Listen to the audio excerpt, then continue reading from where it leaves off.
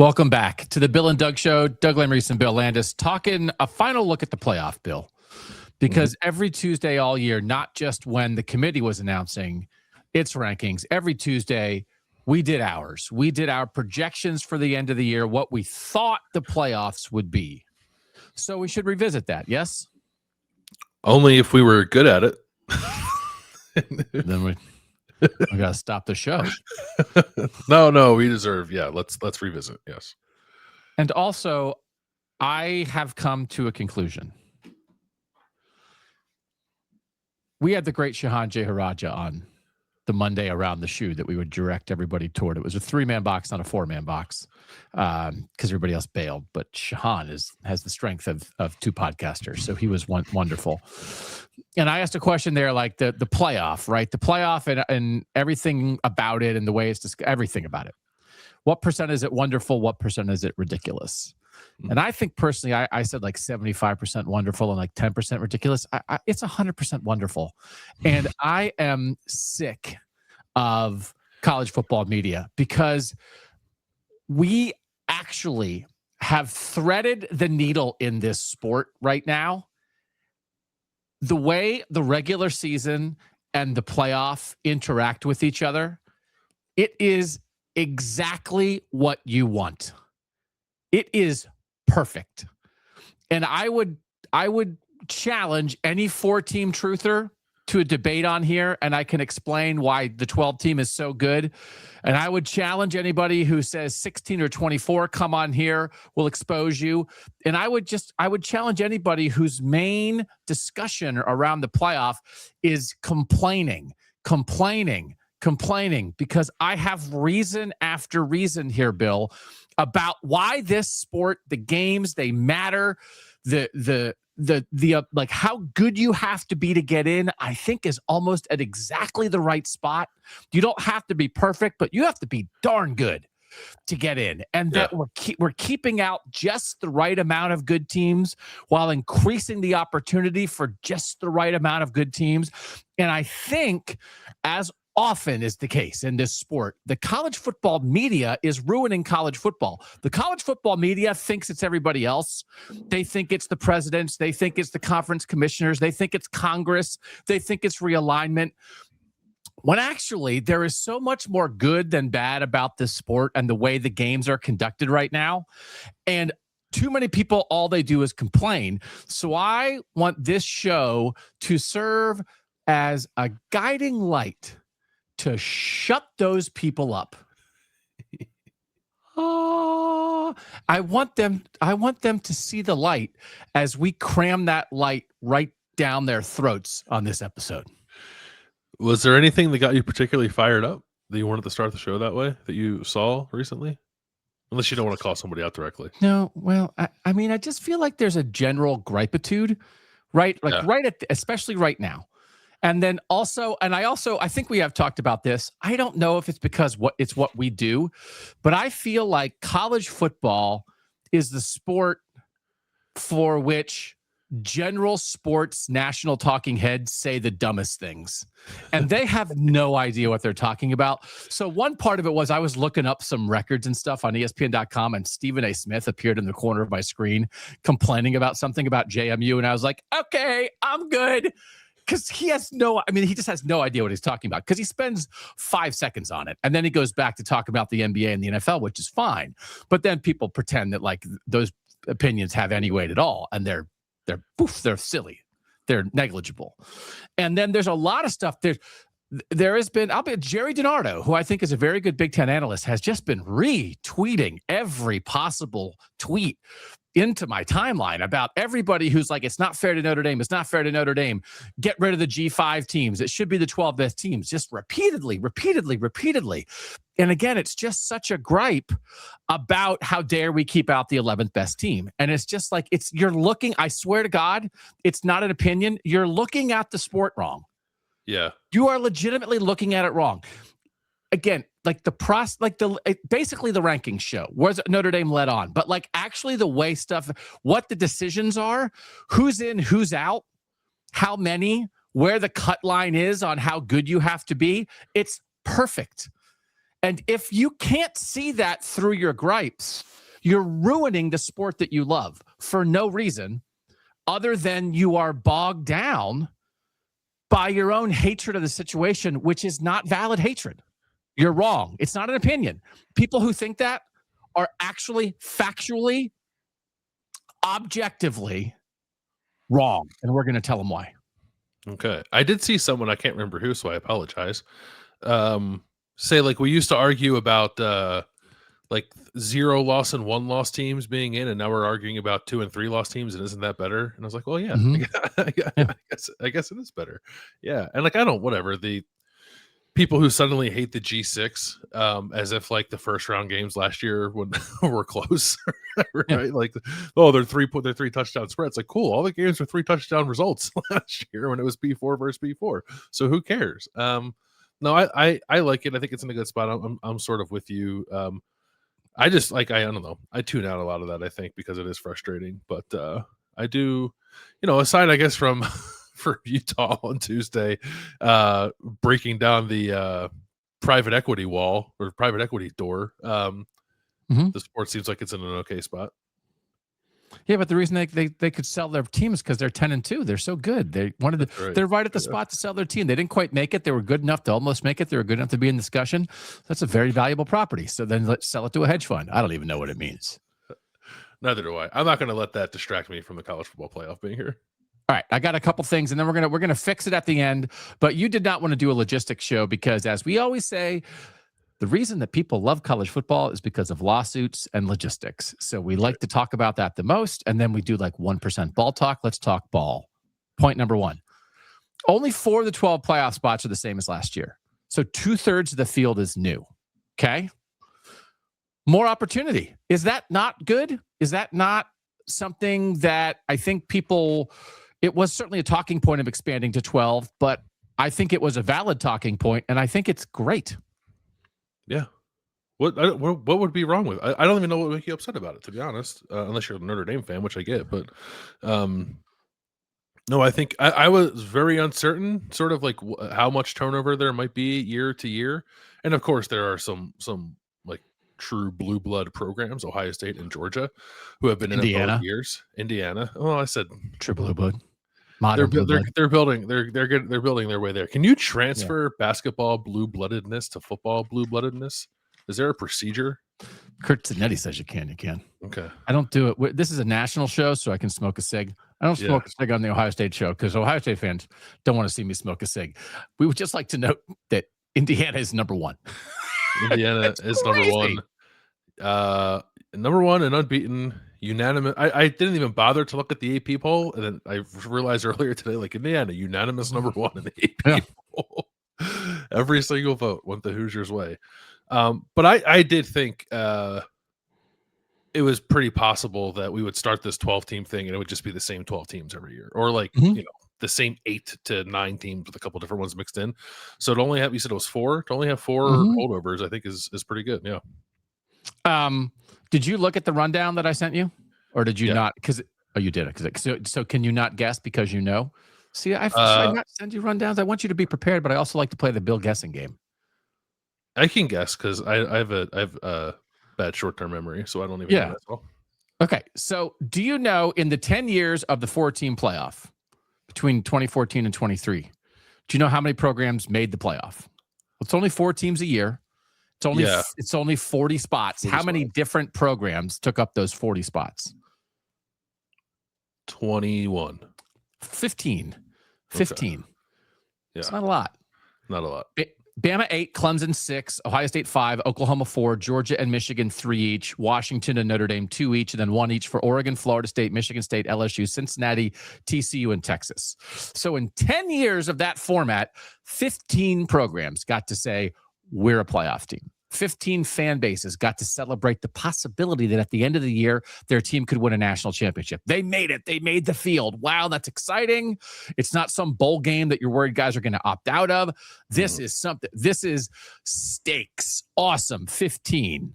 How many teams have already experienced that in 2 years of the 12-team playoff? I'm not good at math. 20. So 2 years in, because 8 different for the same. Yeah. 8 and 8 plus 4. So 2 years in, we're 20 to 15 in terms of opportunity.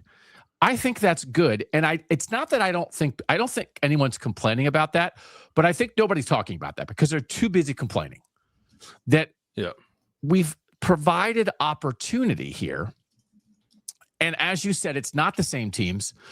In 2 years, 7 different SEC teams have made it, 4 from the Big Ten, 3 from the ACC, 2 from the Big 12, Notre Dame, and 3 different G5 teams. That's wonderful. There are, I think, 25%. 17 of 68 Power 4 teams have made it in the first 2 years. That's 25%. That's a quarter of the Power 4 has made the playoff. That's great. At a time when it felt like for a while there, for like the first 7 or 8 years of the 4-team playoff, Ohio State, Oklahoma, Clemson, and Alabama were taking 3 of the 4 spots every year. Mm-hmm. This is not just opportunity about Indiana and Cincinnati and TCU. This is opportunity for Texas A&M. This is opportunity for Oregon. This is opportunity for Ole Miss. This is opportunity for Texas Tech. This is opportunity not just for like little underdogs, but like good, big, established college football programs that just weren't sniffing being one of the 4 best teams. It's nobody, I don't think, is talking about that. It is a wonderful, I think it's like the best thing. It's like, what's the point of the 12-team playoff? Give more teams a chance. And then now we're going to complain because we're going to have some blowouts in the first round, but we have to remember making the playoff. And this is the short-sighted discussion of like, well, these teams have no chance to get in it, but why are they getting it? Because making the playoff is such an achievement anyway. Mm-hmm. Give them that achievement. Let them have that achievement. Let them take their shot. Someday a G5 team's going to win that first round game. I do not think it is this year. Although, like, I'm not going to hold. I'm not holding my breath on Ole Miss Tulane. I know Ole Miss blew them off the field already before, but Ole Miss is a tire fire right now, right? So they have the coaches from LSU are coming back to diagram the offense for Ole Miss. And actually, like John Summerall, it's like they've played them once. They know exactly what they can and can't do against them. It's like, okay, well, you got blown up by Ole Miss. You have no shot. It's like, well, actually, they hopefully gathered a lot of information. Tulane did. So anyway, I find it so...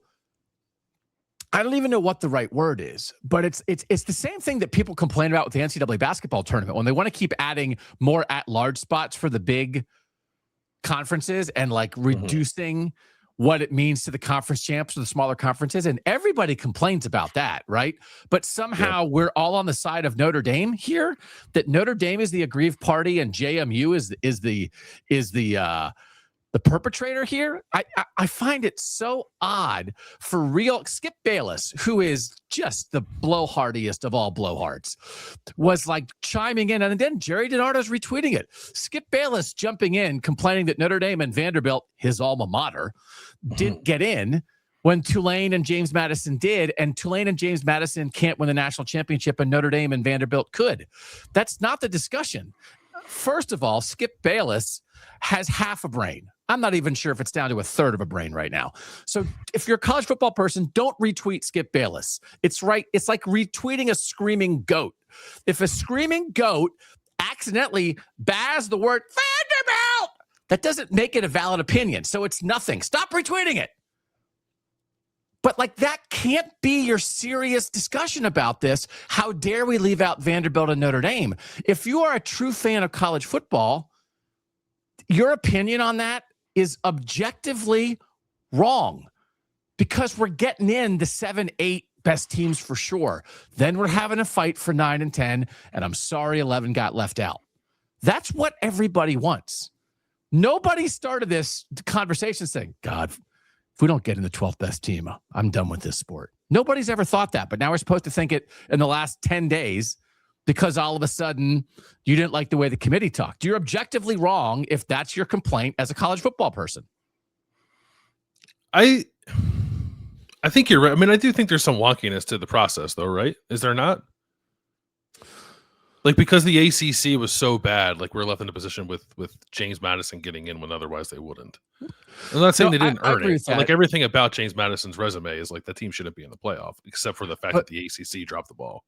But also, like, if Virginia had beaten Duke, it doesn't change the conversation a ton. I think it would actually change a lot. I think there would be far fewer people screaming if Virginia had just beaten Duke and gotten in. But then I think it shouldn't change the conversation that much, because is Virginia going to beat anybody in the first round? Like, no, Virginia I agree. Like, how much better is Virginia than James Madison? I think is like a very fair question. Yeah. And if Virginia was in the SEC or the Big Ten, they wouldn't get in. Like, it's one of those, like, how much more would Virginia have earned it than JMU? So the problem is that the ACC screwed up its tiebreakers and didn't have very many good teams, right? So, but but that is such a side discussion to me, right? So I just can't stomach the fact that, like, you're going after JMU and Tulane because the 11th best team in college football didn't make the playoff. You're cutting out the heart of the sport. Yeah, I think it's a factually wrong argument. Like, I think I could come on here and I'll address you. Is that, like, for real? Now, if you're complaining because the committee let them on, that's a process complaint. That's not a result complaint. Right. So if you're really complaining that the 11th best team of the sport being left out is an injustice, you're wrong.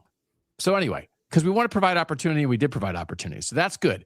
I will just say, I had like how many teams repeated by year. A bunch of teams, like, there are always some repeat teams in the past, and there's just not that many right now. I think that's good. Here's another thing that I think is good. This is point number 2. A lot of people have looked at the fact that the preseason polls were so wrong. And I think the conclusion they draw from that is preseason polls shouldn't exist. College football voters are stupid, right?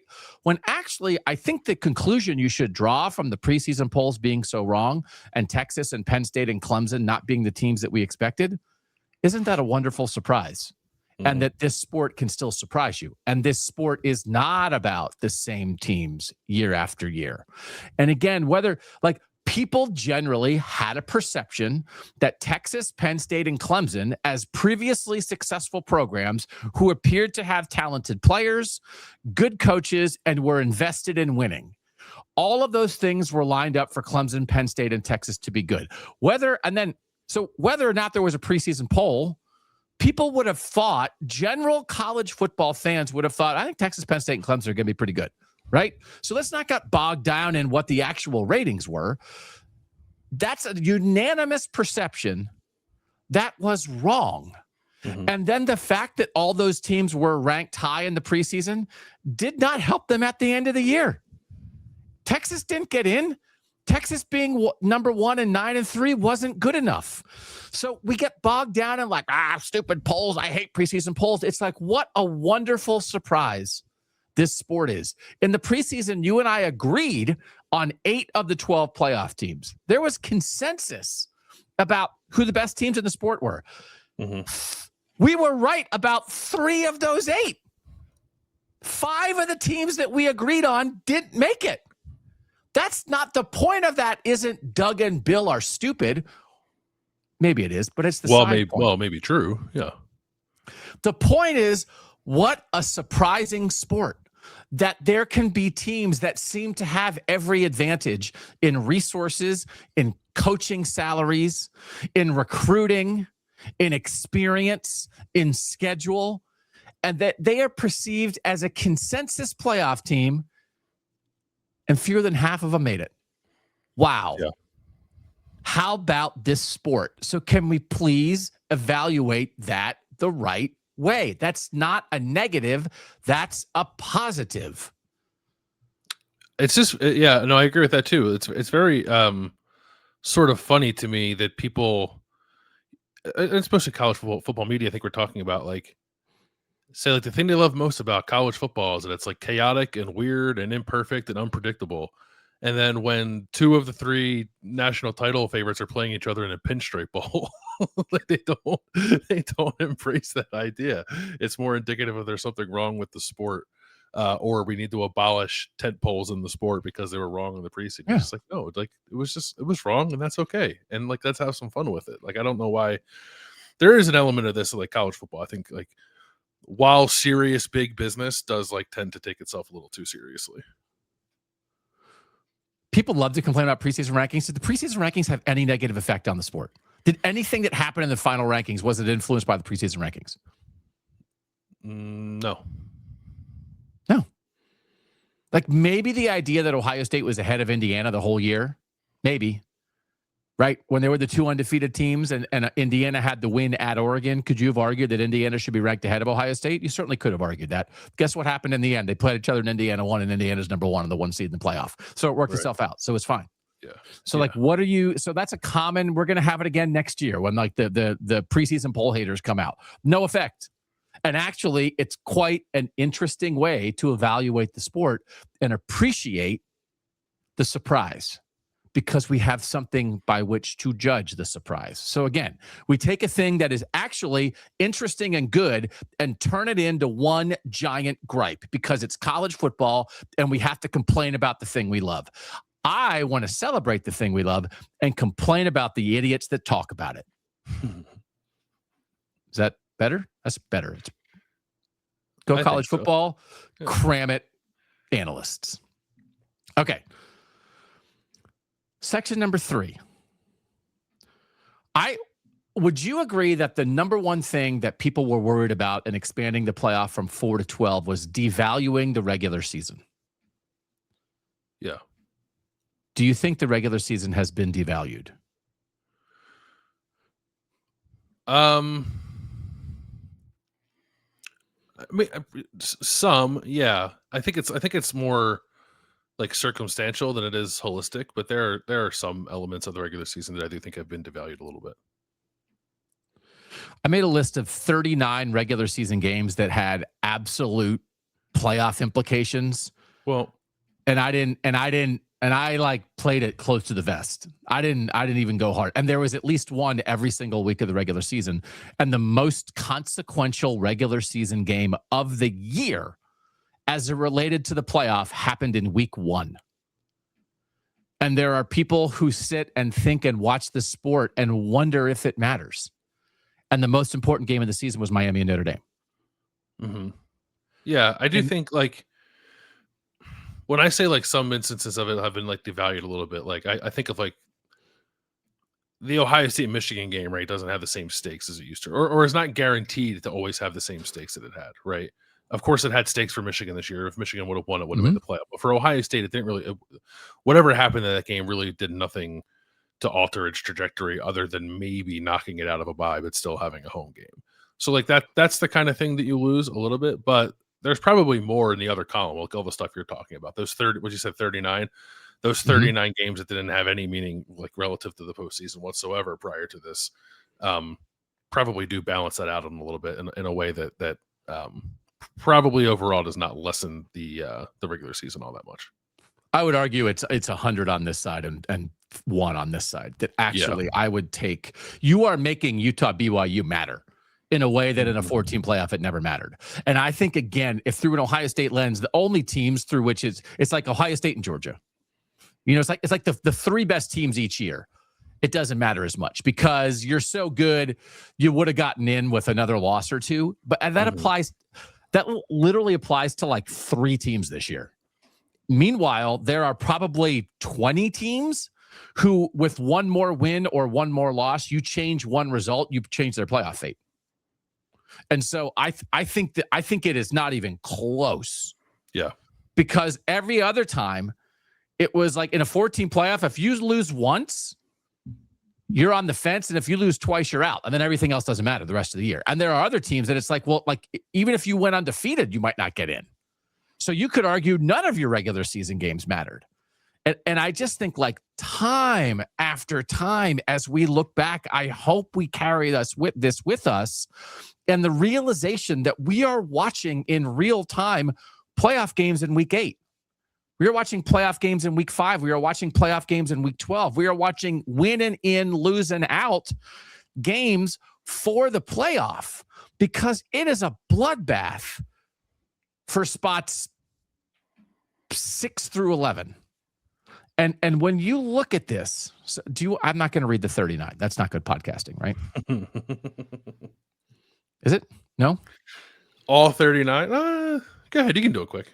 Yeah. Let's do a quick vote. Can we do an instant vote from the audience? Do you want to?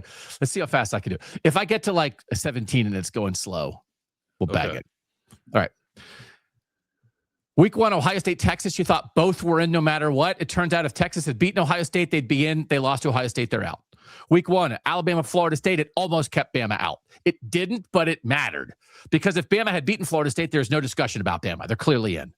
Notre Dame, Miami. It's the most consequential game of the regular season that Miami beat Notre Dame. Week 2, Oklahoma, Michigan. Huge for Oklahoma getting in. And if Michigan had won, Michigan's right at the 2-loss discussion that Oklahoma got in. I don't think it's quite winning in, loser out, but it's close. Week 3, Georgia, Tennessee. Georgia, miracle comeback against Tennessee. Tennessee finishes 8-4. If they have a win over Georgia at 9-3, they're making the same argument Texas is. They're on the edge of the discussion. And all of a sudden, you add another loss to Georgia. It changes who's in the SEC title game. Very consequential. Week 3, Texas A&M, Notre Dame. If Notre Dame beats Texas A&M instead of losing by a point, Notre Dame's in. Week 4, Indiana, Illinois. Illinois was number 9 going into that game. Indiana was 19. Indiana puts up 60. They announced themselves as what they're going to be. Was it like a win and in or a loser out? But it changed the complex of the discussion of the college football season in week 4. Week 4, Oklahoma, Auburn. Auburn got screwed by the refs. If they had beaten Oklahoma, Oklahoma would be out. Texas Tech, Utah, week 4. Texas Tech kind of takes it to Utah, but if Utah had beaten Texas Tech there, Utah would have been in the Big 12 title game instead of Texas Tech. Hugely influential in week 4. Week 5, Oregon, Penn State. Kills Penn State, propels Oregon.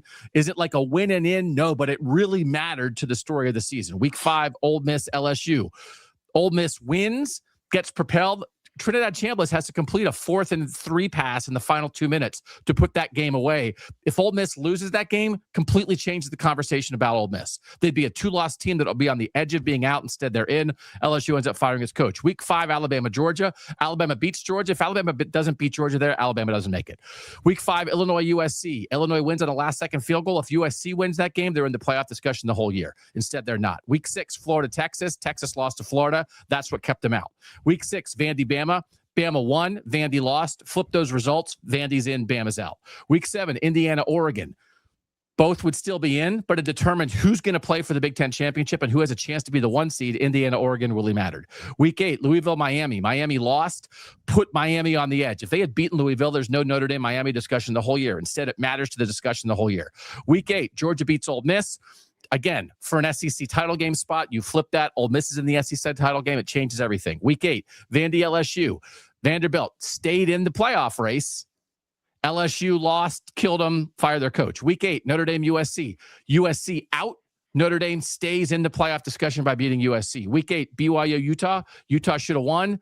Went for 4th down too many times, didn't make it. BYU makes the Big 12 title game. Utah doesn't. If that's Utah playing Texas Tech, maybe Utah wins in there in the playoff. Absolutely mattered. Week 9, Virginia, UNC. Virginia wins in overtime because UNC goes for 2. UNC stinks like hot garbage, but if Virginia loses that, they're suddenly in the playoff tiebreaker. In the ACC, they might not be in the title game. Changes the complexion of the ACC race, which matters for the playoff. Week 10, NC State, Georgia Tech. NC State beats Georgia Tech, changes the ACC race. Should I keep going? You got the picture. We get it. Yeah. You get the picture, because my point is, it's not only who got in, it's who had a chance to get in. It was who remained in the discussion and who didn't. Who was in the 10-2 pool and who was in the 9-3 pool. Who fell out, who fell in, who had life, who knew they were done. Because there's this thing, you're in the mix, you're in the discussion, and there are games every single week, Bill, that are eliminating teams from a playoff possibility and keeping teams in a playoff possibility. And we look at Florida, Texas and say that game mattered for the playoff because Texas lost. But you can also look at every single team with 1 loss or 2 losses, and then every single game they play is that. Because if you get upset the way Texas did, Texas is really the only team in the mix that lost a game like that. But everybody else could have. If Texas doesn't lose to Florida, they're in. They did lose to Florida, they're out. That means every other team, if they had suffered a Florida-like loss, they would have been out. I think the magnitude of how good the regular season is, it's already been taken for granted. Even though we live for most of college football's existence in a world where if you lost once, you were dead. And then we thought, oh, now you can just lose. It's going to be no big deal. No, it's going to make, I think I bet you I could find 100 games. Because if you wanted it that way, because you know what mattered? Like Oregon, Wisconsin mattered. Because if Oregon would have lost to Wisconsin and falls into the 10-2 pool and now is getting compared to Vanderbilt, maybe Oregon's not in, right? Like all those things, you could apply it and say, well, okay, I'm applying it to all 8 regular season Oregon games that they kind of won handily, but what if they didn't? I'm applying it to every single Utah game. I'm applying it to every single Oklahoma game. You could do a version of that because we know upsets exist. So I think we're creating so much more urgency around the regular season, and I feel like it's been lost. Nobody talks like that's not a discussion point, is it? It just exists, but you can't deny how different it is from the world where one loss killed you and that was it. And if you weren't a blue blood, you probably felt like you had no chance no matter what. I don't think it's talked about that way yet. I do wonder if maybe it'll change because the thing that has been happening is like we're learning about this still, right? I don't really fault anyone who's still trying to grapple with what all this means and like how it does change dynamics within the regular season. But no, like when Ohio State beat Texas, the game wasn't talked about that way. When Notre Dame lost to Miami, it wasn't. I do feel like when Notre Dame lost to A&M, we started to have a little bit of that discussion. Like, is Notre Dame like actually done in the second week of the season? And I guess it turned out to be the case, but like the conjecture of it all for 2.5 months was pretty compelling stuff to figure out, right? So yeah, I think as we get more and more examples of that, maybe you'll hear less of the regular season doesn't mean anything anymore. Like I guess you just have to choose. You have to twist a little bit like what meaningful is, I suppose, but it remains meaningful nonetheless. I think it's just like everything in the sport, right? It's the same thing as the way the roster building's changing and the talent being flattened out a little bit. And like, I think people are like slowly starting to realize that's happening and what it could mean for the sport, but I don't think it's been entirely embraced. So we're still kind of stuck in this old way of thinking that doesn't apply to the new world of college football. So like in the old world, 2 losses by Notre Dame, they would have been dead. Like there would have been so Notre Dame starts 0-2. I picked him as my preseason national title pick, and that would have been it. Notre Dame's not making a 14 playoff. Okay. So then whatever they're doing, they're just trying to make a good bowl the rest of the year. There's zero urgency to the Notre Dame season. Instead, we got 10 games of urgency to the Notre Dame season. And they still got left out, but we didn't know that. We didn't assume that. We thought they were in. But if they had lost one more, you knew they were out. I think that is a spectacular place to be because as we look at the regular season, the 2 teams who went undefeated in the regular season were in. There were 6 teams that had 1 loss in the regular season. 5 of those 6 made it. Texas Tech, Oregon, Ole Miss, Texas A&M, and Georgia made it. BYU did not. There were 7 teams who had 2 losses in the regular season, and 3 of the 7 made it. Miami, Alabama, and Oklahoma, again, this is regular season losses, made it. Virginia, Utah, Notre Dame, and Vanderbilt did not. Virginia had a chance because they were in their conference title game. If they had won that, they would have been in, but they weren't guaranteed anything. And then Notre Dame, Utah, and Vanderbilt, you go back and find it. And then, by the way, the discussion about you get penalized for playing good teams, here are the best wins for the 3 teams in the 2-loss group that made it. Miami beat number 11 Notre Dame as their best win. Alabama beat number 3 Georgia for their best win. Oklahoma beat number 9 Alabama for their best win. All right, so we can talk about is the SEC full of mid-teams propping each other up or whatever. That's not what this discussion is about. I've had that discussion 100 times. We're looking at the year-end playoff rankings. Did you beat somebody that impressed the committee? The 3 teams that made it did. Notre Dame's best win was against number 16 USC. Utah, Vanderbilt, and Virginia did not have a win against a team that finished in the final top 25. So if you want to act like playing a good schedule hurts you, let me show you the 2-loss bloodbath. The 3 teams with the best individual win got in. The 4 teams that really didn't have that impressive of a win were left out. Does your schedule strength matter? Do good wins matter? Do opportunities at good wins matter? Yes. So what are we complaining about? Poor Notre Dame. If they had, and you can only make your schedule, right? You make your schedule ahead of time, whatever. If Pitt would have been better, although I don't know who the banger is on the Notre Dame schedule that you thought like, man, I thought they were going to be a top 10 team and they weren't, right? Can you pull up the Notre Dame schedule? I mean, there's a lot of bad teams on there, right? And it's one of those like, part of Notre Dame's issue is that like a lot of their traditional rivals stink. Yes.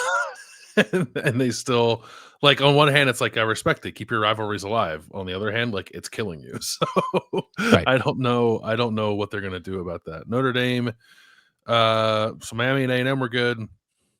Boise ended up probably being worse than I thought. I mean, Pitt ended up being ranked when they played them, which I don't think anybody was expecting. So no, but so the non A&M and Miami teams Notre Dame played: Purdue, Arkansas, Boise, NC State, USC, Boston College, Navy, Pitt, Syracuse, and Stanford. So, I mean, for Notre Dame, and Notre Dame obviously is a unique situation, but if Notre Dame had played Ole Miss instead of Arkansas and had played Oregon instead of Purdue and they were 10-2, nobody would care about the Miami loss because they'd be in, no doubt about it. Right. Because they would have played more good teams and had more good wins. So you can sit and say, what is the point of playing good teams? There's no reward in it. It's like, yes, there is. There is a clear reward in it. And the only reason that Texas was discussed, they're the only 3-loss team that was discussed possibly as a playoff team. It's because they beat a good team in Texas A&M. And if they would have beaten Georgia or beaten Ohio State, they'd be the 5 seed. So to pretend, and as everybody has said, if they had not lost to Florida, they would have been at the top of the 2-loss group probably. So everybody, again, you can't just repeat the gripes of the aggrieved parties because those people are biased and wrong. But can we, as unbiased college football analysts, please acknowledge that what this sport has landed on with the combination of the regular season and the postseason is spectacular. And I challenge anybody to come on here and dispute that. What is the argument of like, they screwed it up? Like the regular season stinks, the postseason stinks. And again, if you're bogged down in JMU versus Notre Dame, you're throwing away 134 other teams because your feelings are hurt because you like touchdown Jesus, right? Please be realistic. No one's coming because they're wrong. Bill, it's subjective. I think it's objective. I think it's an objective case. This is the facts. I thought it would be a 9-3 bloodbath this year. It was a 10-2 bloodbath. I think a 10-2 bloodbath is right where you want to be. If you're undefeated, you're in. Like Florida State went undefeated, didn't get in. Auburn, whatever, how many years ago, undefeated, didn't get in. Undefeated power conference teams not getting in is ludicrous. Okay? So we're away from that. 1 loss, you're in pretty good shape. So now you're complaining that everybody got that 1 loss, and I wish that 1 loss would have knocked you out. Really? For real? Like that aggravates you to the point that you're mad at the sport, that 1 loss doesn't kill you? You get 1. Undefeated, you're in. Thank God. 1, okay, you get 1 mulligan, let them lose. Let the young men have a bad Saturday. 2, all bets are off. Yeah. I think that's exactly where you want to be. No? What do you think about that? Like, where should the drawing line be? I think that's right. I don't know. I don't think there'd be a tremendous appetite for a battle of whatever 5, 9, and 3 teams for 3 spots or something like that, right? I'm sure there could be years when that happens, especially now that everyone's going to be playing 9 conference games. Excuse me. But 2 losses feels. And I'm also not someone who believes that like a 3-loss team should never make the playoff. I just don't think we want to have a group of them vying for it necessarily, or that would just be a very, very different reality. Because there have even in the 4-team playoff, there were like kind of like 2-loss teams kind of hovering around the 4-team playoff. LSU was, I think a 2-loss team and made the national title game in a BCS situation in 2007. So yeah. So that feels like a sweet spot to me. I guess unless we expand it, I don't think we'll ever be in a position where we're arguing the merits of 4-loss teams. And I do think it'll be the rare occasion, as long as we're at 12, that even we'll be arguing the merits of a group of 3-loss teams. There might just be like one, like a Texas this year, kind of hanging out there, maybe needing quite a few dominoes to fall for them to get in. I think by and large, we'll be talking a lot about a lot of 0, 1, and 2 loss teams. If Texas had the Texas A&M win and their losses were to Georgia, Ohio State, and Ole Miss instead of Georgia, Ohio State, and Florida, I think they might have made it. Yeah, I think so too. Yeah. That it's like, and then it's like, well, we're penalized for losing to all these good teams. And you got a reward for beating a good team. And then we acknowledge you played a bunch of good teams, but what happened is you were penalized for the bad loss. Right. And so, and also not playing how you play over the course of the season. I think it's a matter too. Yes. Sort of even independent of the results sometimes, right? It's not like Texas is blowing people's doors off, right? They were playing close games with bad teams all year. They beat Kentucky 16-13. Yeah. Which is, so again, I think, so again, I'm just mostly talking to people who have shows that I don't consume, but I just assume they all complain. Is that right? I see enough complaints in my Twitter timeline that I assume everybody in college football is complaining about the sport they cover. So I am firing back on perceived assumptions. And if I'm wrong, then I apologize. Then I'm not talking about you. If you just did a show where you were like, you know what, that was a banger of a regular season and we got an awesome playoff field, then I'm not talking about you. If you have been complaining in everything that you have written and said since Sunday afternoon, I'm aiming for you. And I invite you on this show because in the end, you are wrong and this is right. And people who appreciate college football and understand that you want to increase opportunity without rewarding mediocrity, we are there, mama. We are right there. And I just would like to hear the argument that we're not. So, do you want to solve college football with a rapid fire fix the sport? Sure. Yeah. Are we good with the 4 buys as it stands? As long as it's a 12-team field, the way the buys are distributed, it's not conference champs, it's for the 4 best records. We good with that? I am good with that. Yeah. I don't look. What's the alternative? What we had last year sucked, and what were the other? Is the other alternative just give the 4 buys to the 4 power conference champions? Maybe, but we can't do that because sometimes the power conference champion won't make it. Yep. Okay, so we're good with that. Stay at 12.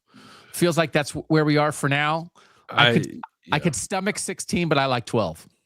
I like 12.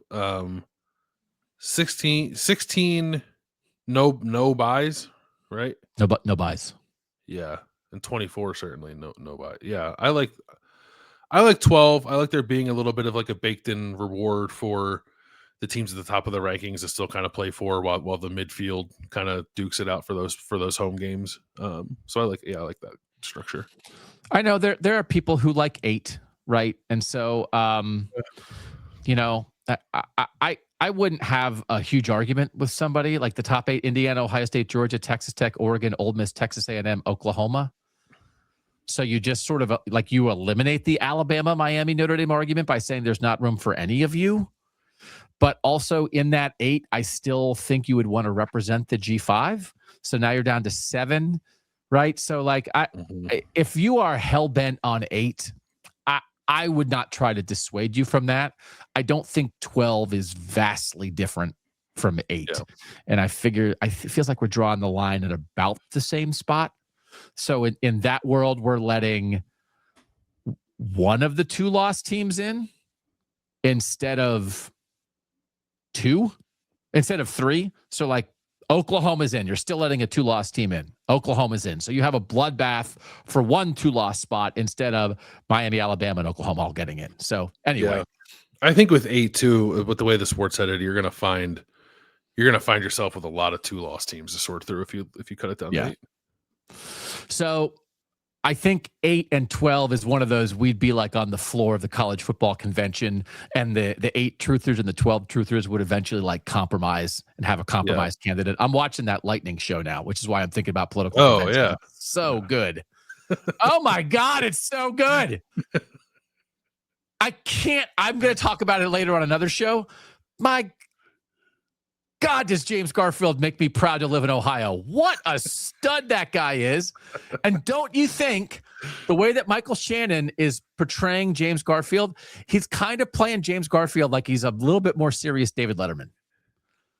Oh, is that just the beard though? Because Letterman's old, Yeah. old and look, yeah. But it's a little bit of like that flat Midwestern accent kind of thing, Yeah. so anyway. Oh, so we'd compromise. We'd find a compromise candidate. Yeah. The gentleman from the 8-team playoff nominates Bill Landis from we'd be all there together. Okay. What's the next thing? We good with the G5 getting in? Like, does the G5 deserve at least one spot? Yeah, I'm good with the G5. The only thing, honestly, that makes me like pro playoff expansion is that I wouldn't mind a playoff where every conference champion got in. So like I'm always pro G5 getting in, or G6, whatever it's going to be. So I do find that to be ludicrous, because I just don't think that there are, because now you're creating. So if people are complaining about 2 first-round games that are 20-point spreads, now you'd have 5, and Make really them play it's each other. Oh, so you want to do like a play-in round? You want to play the G5 teams playing Dayton? Yeah, that's what you're talking about. Yeah. Oh, I don't have a lot of people talked about the G5 teams playing in Dayton. No, are there enough? Yeah, because there's Well, I guess there's you could do it. There's going to be 6 when the Pac-12 gets to full throatedness next year. If you want to get to a 16-team playoff with 3 G5 spots and 13 for the power conference, and the 3 G6 spots, the 3 G6 spots come from a play-in tournament of the 6 G6 champs playing each other in a play-in round, I'm not against that. Yeah, and you could develop a G6 subcommittee to rank the team, to seed the teams. Yeah, and that then like you're creating a world where those top 4 teams that currently get buys now have to play a first-round game, but the top 3 seeds are playing a G6 team that's kind of like half a buy. No offense. That I can get my head around. I do not want like 5. I don't want 6 games. So I wouldn't want that either. Yeah, I wouldn't want that. Committee is like, oh, here's the perfect bracket: Kennesaw State versus Georgia. This is the true field. It's like, what are we doing? Like, that's not the point of this, because now you're just playing extra games just to like. I think you want to create opportunity, but like 6 games like that is ludicrous. If it's 3 in a 16-team field, I'm okay with it. So you've opened my mind on that. Kennesaw State against Western Michigan for the right to play Georgia is what we're talking about. Yeah, 100%. Yeah, no, you want to go to that game in Dayton? Oh well, yeah, we'll live broadcast from that. Yeah. Okay. So like somewhere in this, but have the G5, the G6 represented. Anybody who's like, just get them out, because somebody else tweeted it today. Somebody else that Jared Denardo is going crazy, and he can come on the show. I think Jared Denardo is a wonderful football analyst, and certainly he knows more about the sport than I do because he was a coach. I think he's off his rocker on this. I don't know why he's so offended, because again, the idea that like, how dare we have anything other than the 12 best teams? There's not a single sport in the world that exists that way. The NFL is not going to have the 12 best teams. They're not going to have the 12 best teams, because they have groups, and you win your group and you're in. And there's going to be some winner of a group that's going to make the playoff and not actually be one of the 14 best teams, but they're going to be in anyway. Somebody has to win the NFC South. And no one's going to be stomping around when the Carolina Panthers are in the playoff and the Kansas City Chiefs are not. No one's going to be retweeting people saying, how dare they do this? How dare they not have the 14 best teams in the NFL? The Chiefs are absolutely one of them. Why do we have Carolina in the playoffs? This is ludicrous. Nobody is going to say that. That's the exact comparison for this. Yeah. And to stomp around and pretend that other sports put in the best teams at all costs is factually, objectively incorrect. Your point is invalid. Change the tiebreakers for conferences to like just make them line up with playoff stuff a little bit more, instead of having it be like conference opponent record, like, right? It's too messy. Yeah, no, I like. It's not that the committee rankings are perfect, but it's probably the best solution of what we have available to us. Like we have 5 teams tied for second place. Let's go to the computers, and then like. The ACC title game is Duke with 4 losses. Like, no, like we don't need that to happen. So I would prefer to just kind of do it, if not entirely in lockstep with the playoff rankings, like something close to it, so that the conference championship games actually stand a chance of spitting out a team into the playoff, and rather than what we just had happen. And then I actually like that because then it makes your non-conference games matter, because it's like your conference games are what determines the standings. But if you get in a tie, how you did in the non-conference is determining. Can improve your ranking. It's what you're not. How much did you win in the non-conference, and who did you play, and who did you beat? Because actually, that would encourage better scheduling in theory, right? Yeah. And also, by the way, if that's what you're going by at the end of the season, because everyone's trying to make the playoffs, so then make the playoff the thing. So like, we're not saying, so that needs to be a change, but I think that's the clear change. And I don't know why any conference would not adjust to that this offseason immediately. And we will ask any conference commissioner that we come across and have the opportunity to ask about. And then the rankings show, which is the number one thing that people are mad about. I know there's TV contracts and stuff and whatever. I just also think that we all just, do we not all have things in our lives that are annoyances that we can't get rid of? And so then what you have to do is like, just be like, I'm not going to be as annoyed by that. I know there is the neighbor's dog. The neighbor's dog never stops barking. I can continue to call my neighbor. I can continue to yell at the dog every time I go out and get in my car in the driveway, or I can just accept that that dog is going to be barking and then it's going to be over and I'm going to go on with my life. The committee is going to have a show on Tuesday night. We know they're going to maybe change their mind by the end of the year. Can we maybe ignore them? Like, yeah. They only have as much power over us as we give them. So we are very interested in it. So, okay, we'll take the first one as a guideline, and then we just all admit to ourselves, we'll see at the end of the year. And we know that they very well could change their minds, but it feels like Notre Dame got sucked in, and like Notre Dame's like, our feelings got hurt. And like Dan Wetzel, I think, wrote a column was making the point of like, you should have been prepared for this. So I just think we are waiting for ESPN to give up whatever amount of ratings they get as part of a contract. We're demanding that happen. We can collectively, as college football media and college football fans, more importantly, understand that it is a error-filled, puffed-up TV show. I used to watch the show Girls. When I got to the point in watching the show Girls, which I understand was never intended for me anyway, where every week I was rooting for every character to be hit by an asteroid, I stopped watching. If you are rooting every time when that committee chair comes on to talk to Reese Davis and you want to punch your TV, just stop listening to them. And I think we might have to solve this ourselves rather than waiting for the committee and the ESPN people to solve it for us. Is that okay? I think that's okay. Yeah, I do. I wonder, they're not going to stop doing it. But did we not have a conversation a couple weeks ago about whether they should? And I can't remember when we did, if we talked about just having like whatever, the Joe Lunardi of college football and the Jerry Palm of college football, just do the bracketology thing, and we can talk about that and people can still get content out of it. But it's not taken as gospel in a way that confuses everybody and makes everybody angry at the end. I think we can maybe do it that way. So I think the bigger issue is not that they are saying it, it's that we're listening to it, and that we're in control of. You're in control of that as athletic directors, as coaches, as programs, as fans, as media members. Just because they say it doesn't mean we have to pay attention to it. So I think it will affect how we go about things. It's a guide. Hey, I wonder but like, what's the point of yelling at them? They're not very good at it. But there's plenty.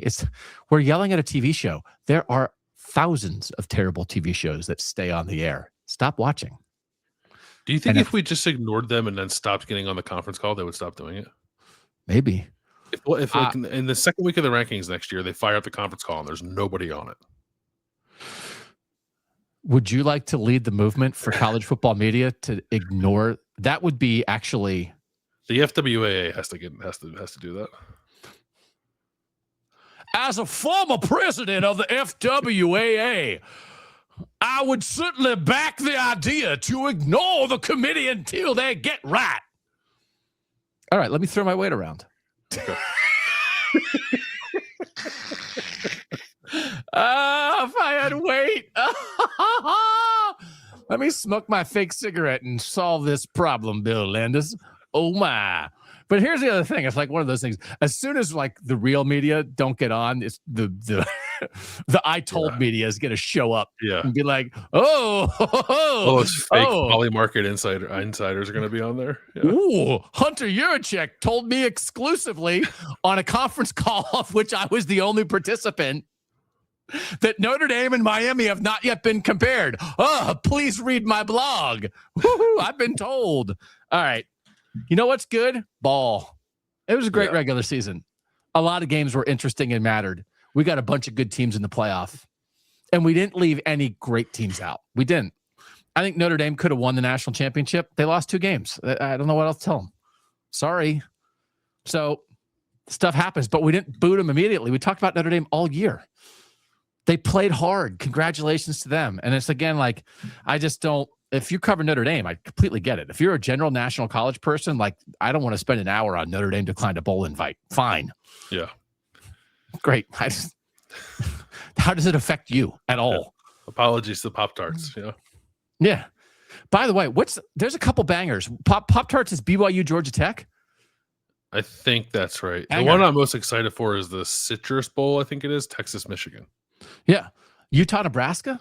Like there's enough that I'm fired up for some bad day for Nebraska, maybe. Yeah. Well, Devin Dampier in your life? Come on. They have no quarterback and they fired their DC. What are we doing here? All right. I feel good about this.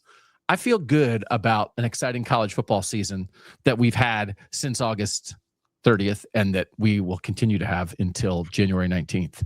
And so I'm not going to complain. As always, I'm only going to complain about the media and about the complainers. Yeah. It's my specialty. Remember how they used to have like media, like newspapers used to have media columns? What a great deal. Like if you were, when I worked at the Cleveland Plain Dealer, when I first started there, they had a guy who wrote like 4 times a week that was like a tidbits guy. And a lot of it was like ripping the media. I was like, oh God, I was born 20 years too late. Can you imagine if I was a ripping the media critic of sports media? Oh my God. You can freelance for awful announcing. What if I freelance for the Bill and Doug show? What if I start writing a twice a month media column? Here's the thing about the Bill and Doug show on our Substack page, billanddougosu.substack.com. We own it and you can do whatever you want. I have to clear it with the chief content officer who's still a little bit upset with me because I yelled at an old man with a 7-Up. So I'm on thin ice right now. I'm not upset. That guy deserved it. No, but I am aware of, and I've said this to other people, I am aware of the idea that you could leave me at any point, and I do not want to give you that opportunity because the idea of I can't work with this guy anymore is definitely on the table. So me writing a media column that just rips everybody else, and then we're like, hey, you want to come on our show? We'll talk it out. All right. Thanks to you guys for being here. Guess what's great? College football. We're looking forward to the playoff. If you want to join us, I'm not going to sell you anything after I yell at everybody. We have we'll go to roback.com, use BAD20 as a code. Come join us on Substack, billanddougosu.substack.com. Like, subscribe, tell a friend about the Bill and Doug show. We're just having a good time because we want you to have a good time in an awesome sport. He's Bill Landis. I'm Doug Lesmerises. And that was the Bill and Doug show.